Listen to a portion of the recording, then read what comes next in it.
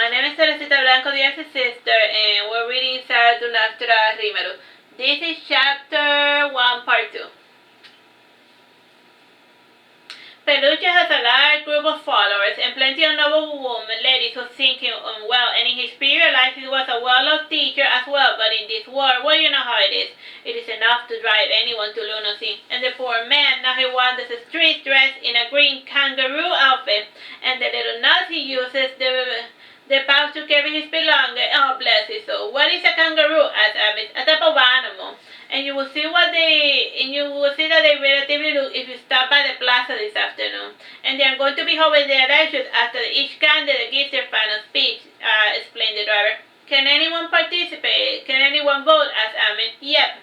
Just about anyone who can fit inside the plaza, and even the shooters and babes are counted during the voting, but I hear that it's just a rumor, explained the driver. How does that work exactly? Asked Amy. You will see if you go to the plaza by noon, and if you do go there, do me the sun and then vote for the furry guy, insisted the driver. Sure, I made no promises, said Amy. And by the time the conversation ended, the gondola was already docking into reach the inner city where the soldiers held residence, and one had to travel by boat, and in the docks there was the usual interrogation and showing of passport. And Aragon was the only city that required a travel permit to go between each district, and it was owing to its current size, and with the spacious streets and buildings that rarely topped two-story, it was easy to see why the place had enormous proportion. And even in the economic housing did not allow for modern people to live in an occupied space, and even then it was common for public servants to visit those houses to make certain that there was not a situation where 100 people inhabited a closet-sized shoebox. And in the past, the quotas had bred diseases, and to avoid this, the trees had been made bigger and the lodgings more separated. And it was at least the official excuse, and the real reason was to make traversing the city difficult for troublemakers. And just making it to the palace alone on foot took a day, and the only feasible way of getting around was by boat or by horseback. And after getting through the castle, Amis was greeted by his brother, and a couple of fellows stopped and stared at Amis, but not Amelius. And it's an old Amis. He was the normal-looking twin, so why were the locals paying him too much attention? And the reason he got so much attention was that he was the twin of the Lazarite. And physicality aside, for Amelius maintaining his stout physique, the twins had the same hands, the same strong chin, the same thick eyebrows, long nose, and pronounced cheekbones and small forehead. And the twins had their mother's large, expressive brown eyes, and it was always the first feature that other people looked when encountering the twins, and their height was also the same, though Amelius seemed a bit taller due to Ami's terrible posture. Both also wore different hairdos, and Amis regularly bleached his hair white because he thought it made him look cool. And it also went well with his nickname, the Lazarite. And Amis also had black hair as well, but it had acquired a green hue for reasons he did not understand. And the change had occurred during a particular tough semester in the school of Aragon. And since the magic school had been militarized, it was the common belief that all mages by law had to excel in offensive magic. And since Amis did not really have it in him to hurt another person, the stress of studying something contrary to his nature caused the metamorphosis in his hair. And his hair turned green. It did not matter how many times Amis dyed his hair black, by the following day the hair would regain its unusual emerald green tint. And while the brothers walked towards Amelius, the Lazarite was the first to ask, "So your hair is still green then?" "You are one to talk," retorted Amis. "Well, I am silvery pure by choice, my dear brother," said Amelius, smiling. "I suppose, and I have been considering going bald for a while," said Amis, sighing. "I would not recommend it. I tried it once back during my army days, and it is a terrible look. My hair took half a year to grow a couple of millimeters, and when it came back, it was coarse and curly. And it was settled back down over the years, but during that time of my life, it was tough," said Amelius. "Because of the war?" asked Amis. "No, because of the stupid curly hair," retorted Amelius. "How is the wife?" asked Amis. "The same," said Amelius flatly. "I see," said Amis, remembering his last unpleasant interaction with the Mrs. Tortarius. And the conversation concluded as flatly as it had begun, and Amelius could not help but feel growing distant from his brother by the second. And things did not improve too much when they arrived home, and the wife Barbara was a polite middle-aged lady, and she had a dainty round face with clear green eyes and copper skin, and her most distinguished feature was her extremely long red hair, which she wore down, which was an unusual fashion for the ladies of the day. And the maiden was about 2 years older than Amelius, and at the age of 37 she was young and vibrant like a daisy. And the humans only started to look old around the age of 50, and Barbara was very small even by human standards, and a couple of inches shorter, and she would have the same height as a dwarven. And to accommodate for this problem, little Barbara used to wear extremely high heels to overcompensate. And she had worn some shoes since she was a teenager, and she could really run really fast in them. The lady was in the bad habit of mumbling behind your backs, and also from time to time she would apologize for reasons she never bothered to explain.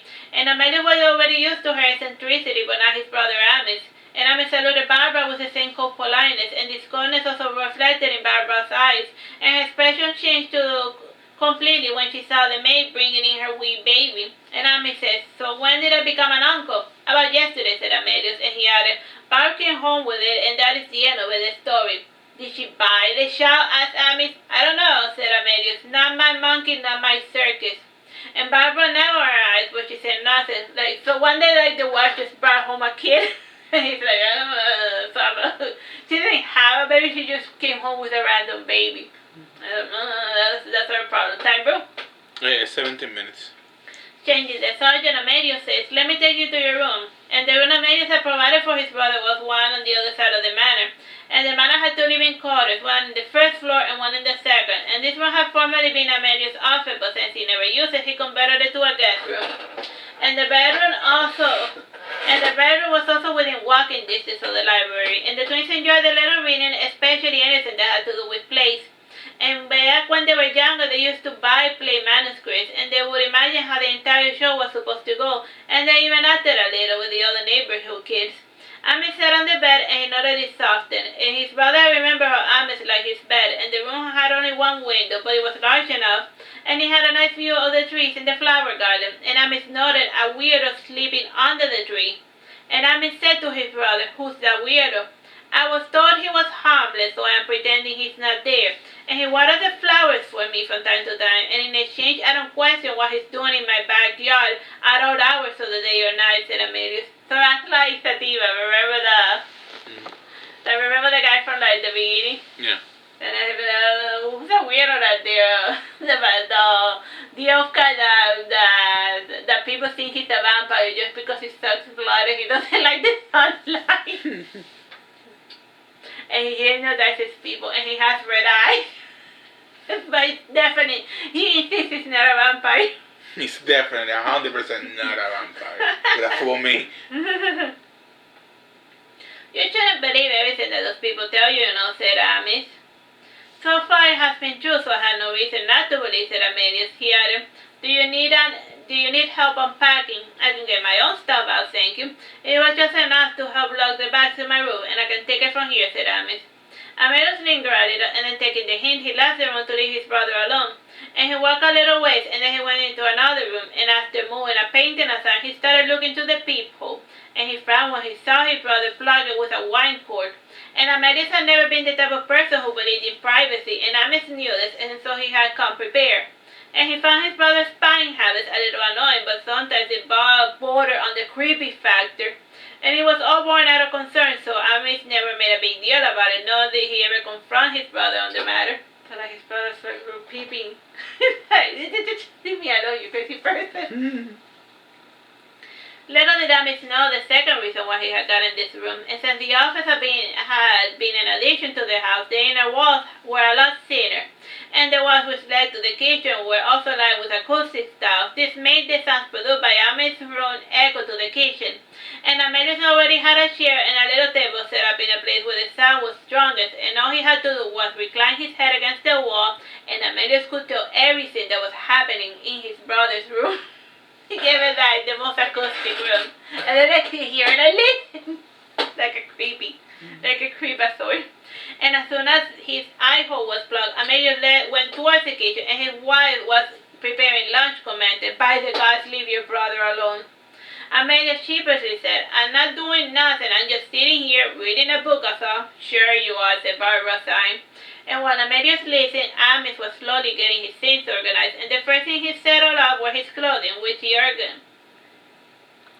Following, he placed his books on the shelves in alphabetical order, and with this organization concluded, he started making certain that all the books were perfectly aligned. And when he was satisfied with his task, he dusted a little his spotless room. And by the time he concluded, it was time for brunch. And Amelia knocked on the door and he said, "We are having lunch earlier because today is election day, and you can eat now or later when you feel again." "I will eat now, and I will go see the elections. I'm a bit curious about it," said Amy. "Oh, it will be a spectacle," said Amelius, laughing. And Amos ate his lunch with gusto, and due to the move he had missed his breakfast, and it was only when he started eating that Amos realized how hungry he was. And for lunch, Barbara had made a Buddha bowl, and the bowl was made with garlic, onions, olive oil, ginger, chicken breast, lime, honey, and rice, and baby spinach. And due to Aragon's proximity to the Dokai city, it was common for the place to have access to all sorts of foods and ingredients and recipes that did not appear in the rest of the kingdom. And Barbara had no idea who the Buddha was, but she imagined that the fellow had good culinary sense for having such a great recipe with his name attached to it.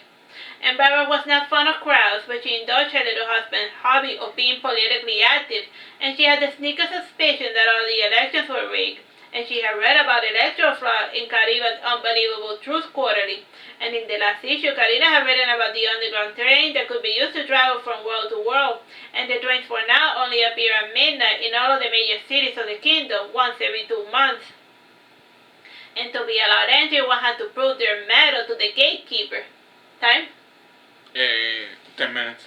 Barbara had heard from some of the boys that they had tried the task of the gatekeeper, and so far only the dragon had managed to travel abroad. And while the brothers said nobody talked, and both ate rather quickly in emulation of the habits that they had learned from their mother. And Hilda had been poor during her youth, and I thought she never knew when there was going to be another meal. I thought she ate when she got the chance, and she ate it quickly, lest her meal got taken away. And after 7 minutes of gobbling down their food, the twins sat back on their chairs and they breathed a sigh of relief. And Barbara, who ate a lot slower and like a lady, was still barely making a dent on her little bowl. And she said to her husband, "Look at the time, you two should be head out already." "We can wait for you," said Amy. "Please don't. You know I eat ever so slow, and if you wait, you will miss the election," said Barbara, coming up for an excuse not to go to the crowded event. "You're right, let's go," Amy said, Amelia, getting up. "Are you certain?" asked Amy, pretending to be concerned. "Yes, go already," said Barbara, exasperated. She really did not want to leave the comfort of her home. And after receiving this command, the twins left in a hurry, and they were soon joined by others who were gathering at the marketplace to participate in the electoral process. And Amy noted varying fashion of the people in Aragon, and some were even clad in togas and kimono. Still, the attire that drew Amy's most attention was the one worn by one specific type of weirdo, and it consisted of arm-length gloves and overknee boots. And the other item in their clothing was a tent dress of unusual coloring that was almost see-through. And Amelia saw his brother staring at the fellows, and he explained, "Amy, those folks are models, and they wear such attire to showcase the contours of their form, and painting realistic figures from life is like the new hard thing. Realism. I always thought a little embellishment made the works of art a bit classier," commented Amy. "To each their own, I suppose," yelled Amelius. And by now it was starting to get a little bit too noisy to speak, and in the middle of the market, Amy was able to discern a raised stage with 2 curtains, and when it rose, the circus that these people called the election began. And there were 2 people in the podium, and the 2 fellows could not be more different from one another, and one was a normal-looking middle-aged man, and in a noble outfit and a nice hairdo, and with his somewhat white hair, the man looked like a symbol of common sense and austerity. And his speech was a reflection of his person, and he made quite the logical argument as to why the people should choose him as the new ruler. And as for his opponent, Amy saw that indeed it was a man in a furry costume, and when Peluche spoke, he said this, "I am not a man of words, but of action, and I am not the type of person to help another fellow, but be all like, look at me, I'm about to help this guy, look at me, I am so awesome. I am here for one reason and one reason only, and it is to stop you." And after saying this and pointing to his opponent, Peluche added, "I'm here to stop you." Tyro? 9 minutes. Peluche added, "Vote for me if you want to enjoy nice things like the theater and hot women. Vote for me, vote for the party that represents liberty as well as common sense. And when I win, I will throw an awesome party for you as well." And I'm stirring out most of this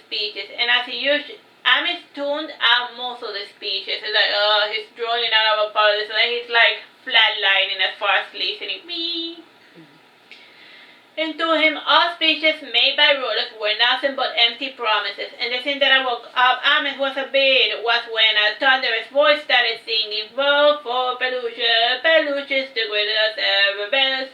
And for 1,000 years been helping us rest. He's Peluche, he's the best. What a stupid song, said Amos. It gets the point across, don't you think? Said Amos, laughing. Who's the buffoon who lent his voice to this tomfoolery? Asked Amos. Well, it's Rimaru. I got you tickets tonight to go see him, or did you stop liking opera? Asked Amelia. I just hope the opera is better written than that nonsense, said Amos.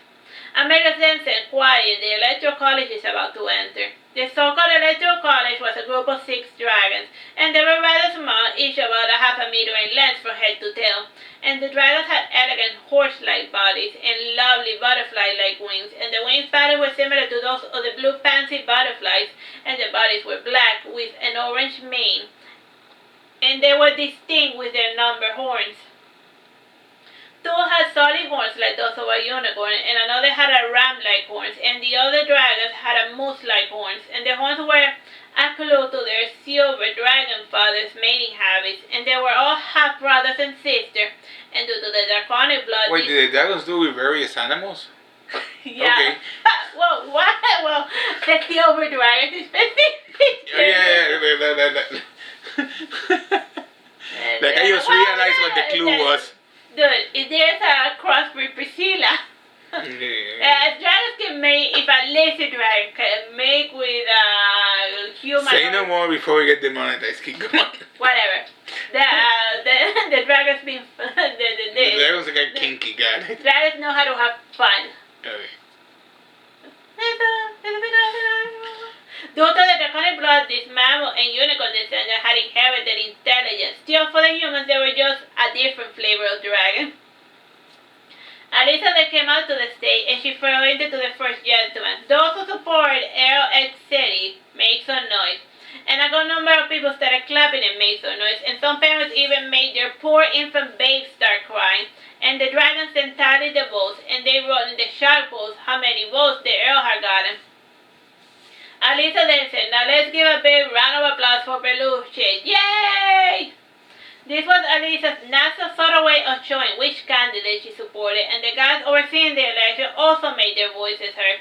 And Amos Yarding celebrated support of Peluche since he had promised to do so, and Aurelius following suit because he saw his brother's action, and in the end, when the votes were tallied, Peluche won by a narrow margin of 2 votes. So like since the Rose brothers voted for Peluche, they made all the difference. The brothers thought they had made some type of difference, and indeed they had, in so much as their participation validated the type of farce Alisa was running. And with this charade concluded, the brothers returned home, and along the way Amy asked, so what happens now after you vote? Nothing much. Your name shows up in the newspaper saying who you voted for, said Amelius. Won't that cause a problem? I thought this voting scene was a private affair based on how it was staged, said Amy's concern. If you vote, you have to own up to the type of system you want to support. That way there won't be clodposts who will support tyranny and they hope to get away with it too, said Amelius, turning seriously. So like voting there is not private. Like if you vote for someone, they put your name on the paper so everyone knows who you voted for. I don't know. It seems like a bad idea if you ask me, said Amy's concern. Time? 5 minutes. After the first day in Aragon, things became uneventful for Amis, and from time to time, to break the monotony of the routine, Amelia would take his brother to the theater, and Barbara was at that age when nothing new thrilled her, and I thought she was feeling the void that was her life with taking care of the kids she had brought into her home. And adoption was a much simpler business back in the old days. Any affluent fellow could just up and take a kid after paying a fee. And the kids were free if the family was of a priestly class, and on a warm day in the middle of the month and in the middle of the year, the family received a strange visitor, and it was a lady who had a cat with one eye inside a purse. And the maiden said to Barbara, I understand you bought a kid the other day. I did not buy him. He was in an orphanage, you see, and it is customary to offer a donation after taking a kid home, so that the others left behind have some food, said Barbara, feeling herself attacked. So is the cat's eye in the back, or is the cat who only has one eye and it's in the back? only has one eye and he thinks that a person. Oh God, that's creepy. Why? Just why? Why? Sometimes cats are missing eyes. Okay, go on. No, wait, he doesn't. It's not missing an eye. He only has one eye. Oh, like one eye in the middle of the head. Cyclops cat. Okay, it's a Cyclops cat. Got it. Like I felt weird. I was like, either I understood that wrong, or the cat literally has like one eyeball. You do get kid. I understand you better kid. Oh God. We gotta shut up. 2 minutes. Amy said to Barbara, just give her the kid. Did you call her? Asked Barbara, sticking daggers at Amy. The lady with the weird cat was named Godinegro. She was a former slave in charge of humanoid trafficking division. It's negros as in death, yeah? Mm-hmm. With slavery being outlawed, the buying and selling of sentient creatures and the brood was outlawed. And Amos had indeed called Godinegro, in part because he thought that Barbara had stolen the kid or something. And Barbara had indeed done that once before, but when she was 4. And she was jealous that her friend had a baby brother to play with, and she had none for herself. Like the wife when she was little, she stole that kid in order to have a baby brother. Mm-hmm. So she had done that once. Well, that's why they were concerned. So she stole the kid. Well, she stole the kid once when she was little. Maybe she did it again. No, this time I didn't steal the kid. I paid for it. She paid for it. Red flag. Call the police. Mm-hmm. Call social security. Call the social worker. Mm-hmm. Call somebody. Woman's not right in the head. Call somebody. Amelius looked at his brother and frowned, and he said sternly, I know you never had a formal relationship, but there is a golden rule that you must know. Between a man and wife, nobody should meddle. Amel felt rather foolish indeed, and he left the house feeling like an uninvited visitor. And he truly did mean well. He was trying to spare his brother trouble, but instead he had caused unnecessary grievance.